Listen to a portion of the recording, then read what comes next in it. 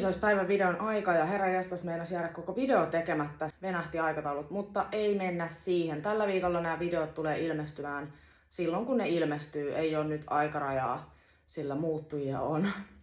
Tiistai-päivä ja tarinoita työelämästä osa 2. Töissä grillillä.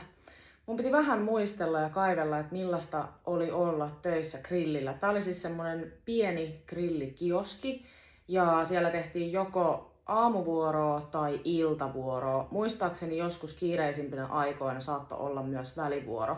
Mutta periaatteessa siis aamuvuoro oli muistaakseni 9.30–17 ja iltavuoro sitten 17–00:30. Kesäaikaan sitten tää grilli oli auki sillä 2:30 jopa, niin se oli vähän rankempaa sitten. Mut joo, siellä tein hampurilaisia ihmisille ja ruoka-annoksia ja mitä milloinkakin. Sitten oli tämmöistä jotain karkin ja juomien ja ei siis alkoholillisten, vaan siis ihan limujen ja energiajuomien myyntiä sekä sitten näitä nikotiinituotteita. Mitkä fiilikset siellä töissä olosta, niin oli kivaa, oli tosi hektistä, plus se, että kun oli yksin, niin siinä kohtaa kun tuli ruuhka, niin se oli välillä aika semmoista stressaavaa jopa.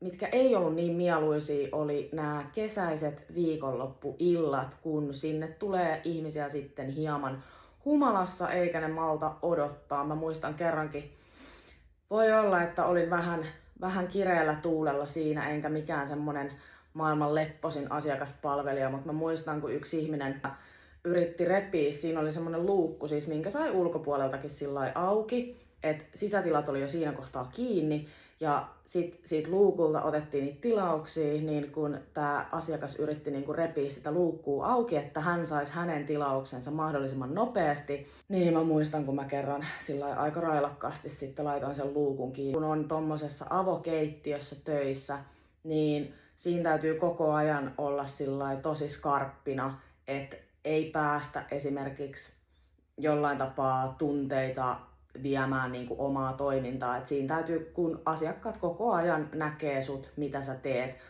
niin siinä saa kyllä olla hereillä sekä sillai hyvät jollain lailla itsehillintätaidot, että kykenee sitten kaikki palvelemaan asiallisesti. Ihan kiva työ, mutta sitten loppuviimein turhan kuormittava. Mä tein aika pitkälti iltavuoroa ja sitten toki, no välillä tuli tehty ihan pyöreitä päiviä aamusta iltaan, jos oli jotain saikkutapauksia tai näin.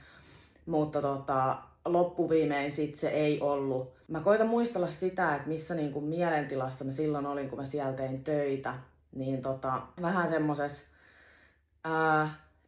elin omaa nuoruuttani, eli se oli sitä, että edelleen rallattelin menemään, muun muassa viikonloput ja näin päin pois, ehkä vähän jopa enemmän. Mulla oli edelleen tollon tää mun ongelma pikkasen silleen päällä, niin se oli railakasta aikaa ja ei kyllä ole yhtään ikävä niitä aamuja, kun meni sinne sillai, että pumppu hakkaa miljoonaa ja olo ei ole mikään maailman mahtavin ja sinne vaan paistelemaan ranskalaisia ja hampurilaisia, niin joo. Oli kokemus. Tällöin muun muassa mä muistan, mulla alkoi mun kädessä ilmenemään semmoista stressiihottumaa, että siellä sen työn tekeminen oli sen verran stressaavaa, että ei niin kuin pidemmässä juoksussa olisi ollut mun juttu. Plus sit se rytmi tavallaan, että mä muistan, tällöin mä heräsin joskus about varmaan 12 aikaa päivällä, ellen jopa siitä yli. Sitten mä muistan, että mä join vaan kahvia ja jonkun tyyli aamupalan söin ja sitten mä menin 5 töihin ja siitä sitten sinne puoleen yöhön. Sen lisäksi kun on yksin töissä jossain paikassa, niin silloinhan näitä esimerkiksi ruokataukoja, niin ne pidetään silloin kun sulla on sellainen hyvä hetki. Ja jos ei sitä hyvää hetkeä tule, niin sitten se on semmoista silloin tällöin jonkun niinku, esimerkiksi vaikka ranskalaisen niinku suuhun laittoa ja sitten hommat jatkuu. Niin pidemmän päälle ei kauhean terveellistä. Mut joo, sieltä sitten loppuviimein lähdin. Oli aikansa ihan mukavaa. Palkka siellä nyt oli mitä oli, ravintola-alan palkka ei välttämättä mikään maailman paras. Mut joo, tuli semmoistakin sitten kokeiltua. Sinänsä myös vähän jännä paikka tavallaan, että iltaisin just kun oli palvelu, esimerkiksi nämä kesäillat, kun siellä oltiin tosi myöhään, niin sit just kun oli palvellut kaikki asiakkaat ja näin, niin sit silleen, että sen sijaintipaikka ei ollut mikään sellainen kaikkein vilkkain paikka, niin sit muistan niitä jännittäviä hetkiä, kun sieltä yksinään lähti just niin kuin yön pimeydessä kävelemään kotiin. Niin kerran mä muistan sellaisen, että joku tuli vielä koputtelee sinne takaovelle. Mä en koskaan loppupeleissä nähnyt ketään, kun se rakennus oli sellainen, että kun siellä sisällä oli valot päällä ja ulkona pimeätä, niin mä en nähnyt yhtään mitään ulos.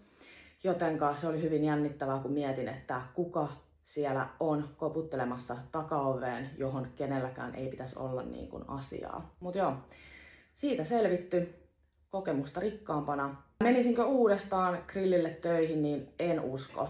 Tämmönen lyhyt yhteenveto grillillä työskentelystä.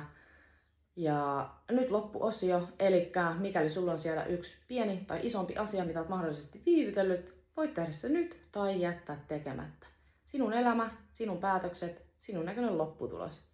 Me nähdään seuraavalla kerralla.